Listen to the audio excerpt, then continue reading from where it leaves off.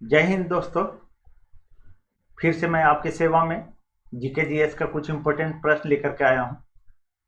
मुझे उम्मीद है आप लोग अच्छे से तैयारी कर रहे होंगे। चलिए देर न करते हुए हम शुरू करते हैं। आपका पहला प्रश्न है, भारत में करेंसी नोट पर उसका मूल्य कितनी भाषाओं में लिखा होता है? आपके पास चार ऑप्शन है। ए में है 14 भाषा, बी में है 15 भाषा, सी में है 16 भाषा और डी में है 17 भाषा। दोस्तों आप लोग भी आंसर करने का कोशिश कीजिएगा, ठीक है। तो इसका सही जवाब होगा 17 भाषा। भारत में करेंसी नोट पर 17 भाषा लिखा हुआ होता है। हिंदी और इंग्लिश मिला करके 17 भाषा, यूं ही पूछे तो 15 भाषा, ठीक है। चलिए आगे बढ़ते दोस्तों और कुछ इंपॉर्टेंट फैक्ट देखते हैं। 1 रुपया के नोट पर वित्त सचिव का हस्ताक्षर होता है और 1 रुपया से अधिक जो भी नोट होता है उस पर आरबीआई के गवर्नर का हस्ताक्षर रहता है, ठीक है। नेक्स्ट पॉइंट है हमारा, 10 रुपया के नोट पर कोणार्क के सूर्य मंदिर का चिन्ह है, ठीक है। नेक्स्ट पॉइंट है हमारा, 20 रुपया के नोट पर एलोरा की गुफा का चित्र है। नेक्स्ट है, 50 रुपया के नोट पर हम्पी का पत्थर का रथ का चित्र छपा हुआ है, ठीक है। नेक्स्ट पॉइंट है, 100 रुपया के नोट पर रानी की वाव का चित्र छपा हुआ है। नेक्स्ट पॉइंट है हमारा, 200 रुपया के नोट पर सांची का स्तूप है और 500 रुपया के नोट पर लाल किला छपा हुआ है। और आप लोग सभी कोई जानते होंगे 2000 रुपया के नोट पर मंगलयान का है, ठीक है। चलिए आगे बढ़ते दोस्तों और अगले प्रश्न की ओर चलते हैं। भारत की पहली बोलती फिल्म कौन सी है? आपके पास चार ऑप्शन है। ए में है आलम आरा, बी में है राजा हरिश्चंद्र, सी में है पुंडलिक और डी में है इनमें से कोई नहीं। इसका सही आंसर होगा आलम आरा। भारत की पहली बोलती फिल्म आलम आरा है, ठीक है। चलिए कुछ इंपॉर्टेंट फैक्ट देखते हैं दोस्तों। भारत की पहली रंगीन फिल्म किसान कन्या थी। नेक्स्ट पॉइंट है हमारा, भारत में बनी पहली फिल्म राजा हरिश्चंद्र था। नेक्स्ट पॉइंट हमारा, राज्यसभा के लिए नामित पहली फिल्म स्टार नरगिस दत्त थी, ठीक है। चलिए आगे बढ़ते हैं दोस्तों और तीसरे प्रश्न को हम लोग देखते हैं। राष्ट्रीय वायुसेना दिवस प्रत्येक वर्ष मनाया जाता है। ए में है 15 जनवरी, बी में है 4 दिसंबर, सी में है 23 जनवरी और डी में है 8 अक्टूबर। तो इसका सही जवाब होगा 8 अक्टूबर को। राष्ट्रीय वायुसेना दिवस कब मनाया जाता है? तो 8 अक्टूबर को मनाया जाता है, ठीक है। चलिए आगे बढ़ते हैं, कुछ इंपॉर्टेंट फैक्ट देखते हैं दोस्तों। भारतीय थल सेना दिवस ये 15 जनवरी को मनाया जाता है। नेक्स्ट पॉइंट है हमारा, भारतीय वायुसेना दिवस ये 8 अक्टूबर को मनाया जाता है। दोस्तों ये सारे के सारे आप लोग याद कर लीजिएगा, ठीक है, क्योंकि आपके लिए बहुत ही ज़्यादा इंपॉर्टेंट है। नेक्स्ट पॉइंट है, भारतीय नौसेना दिवस ये 4 दिसंबर को मनाया जाता है। नेक्स्ट पॉइंट है, सुभाष पराक्रम दिवस ये जो है 23 जनवरी को मनाया जाता है। नेक्स्ट पॉइंट है, राष्ट्रीय बालिका दिवस ये 24 जनवरी को मनाया जाता है। और अगर आपको पूछ दे कि अंतर्राष्ट्रीय बालिका दिवस ये 11 अक्टूबर को मनाया जाता है, ठीक है। चलिए आगे बढ़ते हैं दोस्तों और अगले प्रश्न की ओर चलते हैं हम, ठीक है। अगला प्रश्न है आपका, सुंदरलाल बहुगुणा का संबंध किस आंदोलन से है? आपके पास चार ऑप्शन है। ए में चिपको आंदोलन, बी में है नर्मदा बचाओ आंदोलन, सी में है चिल्का बचाओ आंदोलन और डी है उपरोक्त सभी। इसका सही आंसर है चिपको आंदोलन से। सुंदरलाल बहुगुणा का संबंध किससे है? तो चिपको आंदोलन से है। चलिए आगे बढ़ते हैं दोस्तों अब कुछ इंपॉर्टेंट फैक्ट देखते हैं। चिपको आंदोलन उत्तराखंड राज्य में पेड़ों की कटाई का विरोध करने के लिए किया गया था। क्या है, उत्तराखंड राज्य में जो है सो जंगल काटने का अभियान चला था, जिसमें वहाँ की महिलाएं खास करके जो है सो पेड़ों को बचाने के लिए पेड़ से चिपक जाती थी, ठीक है। पुरुष भी इसमें भाग लिए थे लेकिन ज़्यादातर महिलाएं लोग भाग ली थी। पेड़ से चिपक जाती थी महिलाएं ताकि पेड़ को ना काट सके, ठीक है। नेक्स्ट पॉइंट है हमारा, नर्मदा बचाओ आंदोलन के जनक थे? ये मेधा पाटकर थी।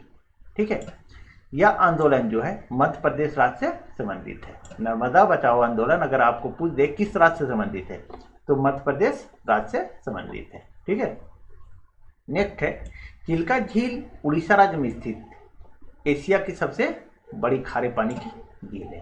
अगर आपको पूछ दे कि सबसे बड़ी खारे पानी की झील कौन सी है तो ये एशिया में है। ठीक है, चिल्का झील है। ठीक है, ये उड़ीसा में स्थित है। चलिए आगे बढ़ते हैं दोस्तों और अगला प्रश्न देखते हैं हम लोग। अगला प्रश्न है हमारा, जुलाई से अक्टूबर के दौरान तैयार होने वाली फसलें क्या कहलाती है? आपके पास 4 ऑप्शन है। ए में है रबी फसल, बी में खरीफ फसल, सी में है तिलहनी फसल और डी में है इनमें से कोई नहीं। इसका सही आंसर है खरीफ फसल। खरीफ फसल जो है जुलाई और अक्टूबर के दौरान बोई जाती है। ठीक है, आगे बढ़ते हैं दोस्तों और कुछ इंपॉर्टेंट फैक्ट देखते हैं। रबी फसल अक्टूबर से दिसंबर में लगाई जाती है और अप्रैल मई में काट ली जाती है। खरीफ फसल में जो है सो धान आता है।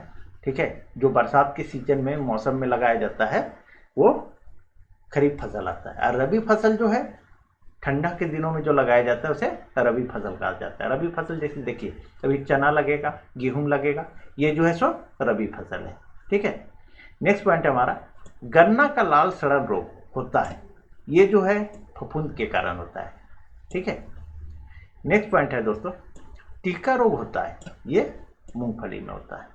ठीक है, चलिए आगे बढ़ते हैं और देखते हैं अगला प्रश्न देखते हैं। प्लासी की लड़ाई किस नदी के तट पर हुई थी? आपके पास 4 ऑप्शन है।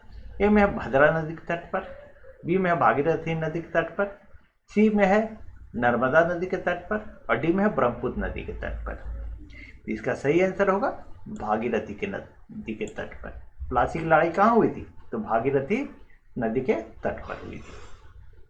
चलिए आगे बढ़ते हैं दोस्तों और कुछ इंपॉर्टेंट फैक्ट देखते हैं। प्लासी की लड़ाई जो है 22 जून 1757 ईस्वी को हुई थी। नेक्स्ट पॉइंट है, यह लड़ाई सिराजुद्दौला और रॉबर्ट क्लाइव के बीच हुआ था। अगर आपको पूछ दे कि प्लासी की लड़ाई किसके बीच हुआ था तो सिराजुद्दौला और रॉबर्ट क्लाइव के बीच हुई थी। और कब हुई थी? 22 जून 1757 ईस्वी को। ठीक है, नेक्स्ट पॉइंट है, भारत में अंग्रेजी राज के संस्थापक, अगर पूछ दे आपको भारत में अंग्रेजी राज के संस्थापक कौन थे तो रॉबर्ट क्लाइव आंसर कीजिएगा। ठीक है, नेक्स्ट पॉइंट है, बक्सर का युद्ध, ये जो है 1764 ईस्वी में हुआ था। ठीक है, चलिए आगे बढ़ते हैं दोस्तों और अगले प्रश्न की ओर चलते हैं। अगला प्रश्न है आपका, रॉलेट एक्ट को किस वर्ष पारित किया गया था? आपके पास 4 ऑप्शन है। ए में है 1919 ईस्वी, बी में है 1920 ईस्वी, सी में है 1922 ईस्वी और डी में है 1923 ईस्वी। तो आपका सही आंसर होगा 1919 ईस्वी। ठीक है दोस्तों, वीडियो को लाइक भी किया कीजिए और चैनल को सब्सक्राइब करें।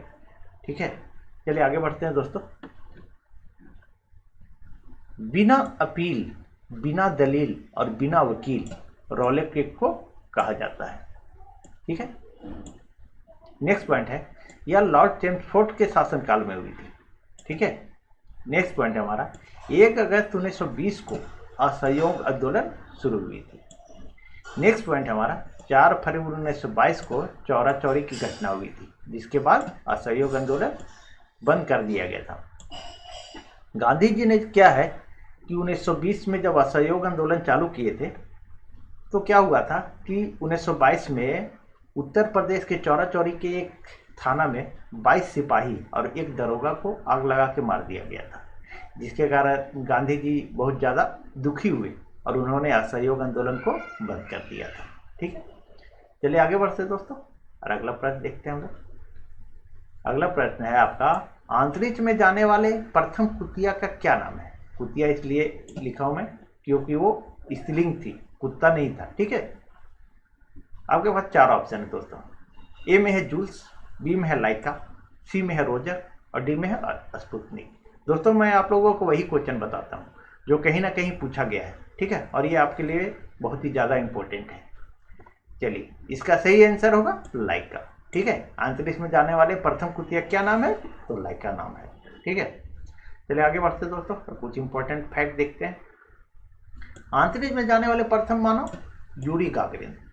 ठीक है, नेक्स्ट है अंतरिक्ष में जाने वाली प्रथम महिला वेलेंतीना तेरेस्कोवा थी। नेक्स्ट पॉइंट है आपका अंतरिक्ष में जाने वाली प्रथम भारतीय महिला ये कल्पना चावला थी। ठीक है, नेक्स्ट पॉइंट है हमारा चांद पर जाने वाले पहले व्यक्ति, आप लोग सभी को जानते होंगे इसको, ये नील आर्मस्ट्रांग थे। ठीक है, आगे बढ़ते हैं दोस्तों और 9वें प्रश्न को हम लोग देखते हैं। मेजर ध्यानचंद खेल रत्न पुरस्कार पाने वाले पहले खिलाड़ी हैं। आपके पास 4 ऑप्शन है। ए में है विश्वनाथ आनंद, बी में है कपिल देव, सी में है सचिन तेंदुलकर और डी है सुनील गावस्कर। ठीक है, तो इसका सही जवाब होगा विश्वनाथ आनंद। और विश्वनाथ आनंद क्या खिलाड़ी थे? तो ये शतरंज खिलाड़ी है। ठीक है, चलिए आगे बढ़ते हैं दोस्तों और देखते हैं इंपॉर्टेंट फैक्ट देखते हैं। 100 शतक मारने वाली एकमात्र बल्लेबाज है वो सचिन तेंदुलकर हैं। ठीक है, नेक्स्ट है सबसे अधिक विकेट लेने वाले गेंदबाज, तो मुथैया मुरलीधरन है। ठीक है, ये 1347 विकेट लिए हैं। नेक्स्ट पॉइंट है एक पारी में 10 विकेट लेने वाले एकमात्र भारतीय गेंदबाज, ये है अनिल कुंबले। अनिल कुंबले का आप लोग सभी को जानते होंगे, ये पाकिस्तान के खिलाफ जो है एक साथ 10 विकेट लिए थे। ठीक है, चलिए आगे बढ़ते हैं और अगला प्रश्न देखते हैं दोस्तों। भारतीय रिजर्व बैंक का राष्ट्रीयकरण कब हुआ था? ए में है 1969 ईस्वी, बी में है 1947 ईस्वी, सी में 1949 ईस्वी और डी में है 1974 ईस्वी। इसका सही जवाब होगा 1949 ईस्वी में। भारतीय रिजर्व बैंक का राष्ट्रीयकरण कब हुआ था? तो 1949 ईस्वी में हुई थी। चलिए आगे बढ़ते हैं दोस्तों और कुछ इंपॉर्टेंट फैक्ट देख लेते हैं।